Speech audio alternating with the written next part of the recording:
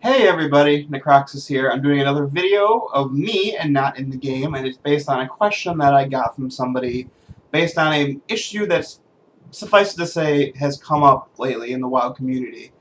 Basically, someone asked me what are my thoughts and opinions on Blizzard potentially adding in more things to the store, and possibly adding an in-game store with in-game items.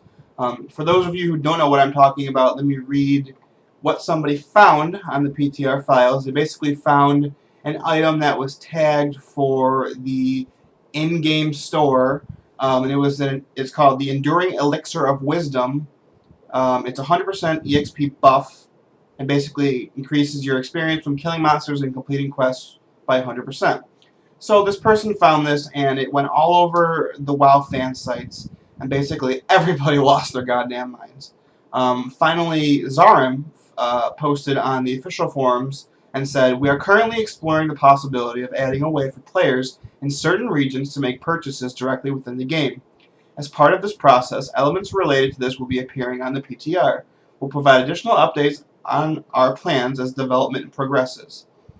So after he said that, people lost their minds further and basically said, "This is the end of WoW, and now they're going to be adding in items and legendaries into the store, and people will be able to pay to win." Basically, is the argument that people started coming up with.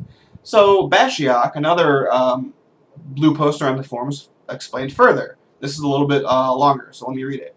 "Thanks for all the feedback so far, everybody. We're still pretty early in the exploration process, but we did want to go into more detail about our rationale for introducing an in-game store, as well as provide some insight into what you might ultimately see available there. For players who are already interested in the in-game items we offer, such as the pet store, pets, and mounts, the benefits of an in-game store are pretty clear. We think everyone would appreciate the convenience of being able to make such purchases without having to leave the game, and ultimately that's our long-term goal for the system, though there's quite a bit of work involved in retrofitting those existing items into this new system. First, we'll be testing the in-game store with some new kinds of items we're looking into introducing in Asian regions at the outset, based on player feedback, specifically an experience buff to assist with the leveling process, as well as an alternate way to acquire lesser charms of good fortune. We've had a lot of requests from players in different regions for convenience-oriented items such as these, and as with other new ideas we've introduced and WoW has evolved, including pet store, pets, mounts, and more, your feedback is hugely important, blah, blah, blah, blah, blah. Ultimately, it's still too early in the process to make any final determinations."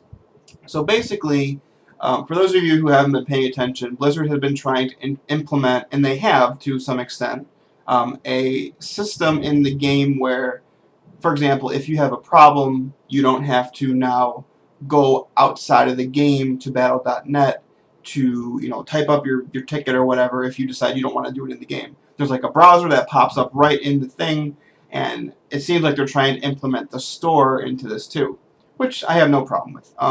Just to start off with, I have no problem with the pet store or the mounts, or I think that's the only two things that you can actually buy with money right now, the pets and the mounts, the special ones. I have no problem with those, and my argument is pretty simple, and it's basically the same argument for that as it is for the EXP buff everyone's freaking out about. It's something that doesn't affect me. It doesn't affect the person buying it. If someone buys these things, I am not negatively impacted as a player. They are not stronger than me. They are not better than me. They are not more prepared to fight in any aspect of the game better than I am. It's convenience, or it's vanity. Convenience and vanity, I don't give a shit about. Mounts are vanity. Pets are vanity. Despite what some people might say on the forums, most of the pets, from my experience and people that I've talked to who heavily do pet battles, pets that you can buy only in the store and only get in the store are pretty average in general. There are some that are slightly above average, there are some that are slightly below average, but the allure of the pets, and I'm pretty sure they specifically designed it this way, the allure of the pets that you buy in the store is how they look, not how they act in pet battles. For the at least two people that I know that heavily do pet battles, they have no store pets in their team at all. I don't remember what they are off the top of my head, their teams, but I know for a fact because I was talking with them about this. That's how I feel about this. The EXP buff, I don't care. It's it sounds like they're introducing it in the Asian regions first, which for people who don't know, they operate on a different type of model than North America and Europe. They don't do a subscription-based model, to my knowledge. I've researched this a little bit. I'm pretty sure it's correct. If I'm wrong, feel free to correct me. But they seemingly pay by the hour. So it makes sense that this kind of thing would be introduced into their markets first, because the whole free-to-play is much, much more popular in Asian markets than it is in North American markets for now. That could change. It probably will, because a lot of the more popular MMOs that are outside of just the Asian market have been implementing free-to-play stuff. You know, SWTOR, Guild Wars 2, Elder Scrolls. I think not. I don't know if Elder Scrolls is confirmed for that or not, so scratch that. But a lot of more popular ones. Where we're getting into a little bit of iffy territory is Lesser Charms of Good Fortune, if you could buy those. It seems like, according to this post, you can. I still have no problem with it. I am not one to jump on the slippery slope bandwagon, so I'm not going to, because I don't think that's going to happen. I'm progressively losing my voice as I'm speaking. I don't know why. I don't think this is a big deal. If someone wants to spend $10 and buy 50 charms of Lesser Charms of Good Fortune, go for it. I'll spend 2 hours in the game farming up those 50 charms. It's just a trade-off. They're not benefiting more than I am by getting their charms in that way than I am in getting charms in my way.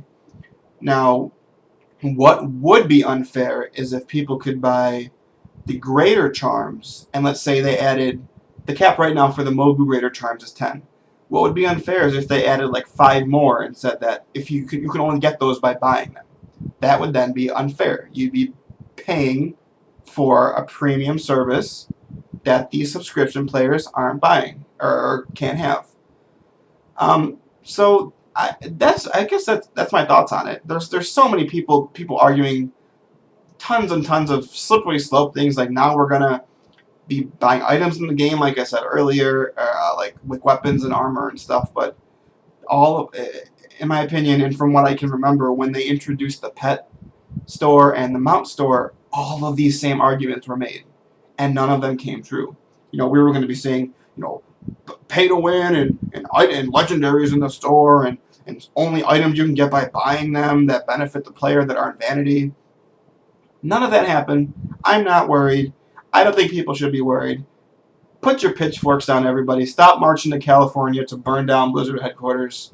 I'm really not defending Blizzard, because if they decide to then put in items that you can only buy at the store, I will be right there with you burning down their headquarters, because that's bullshit. Especially from any model. From whether it's a subscription model and they're doing it, or a free-to-play model and they're doing it, I don't care.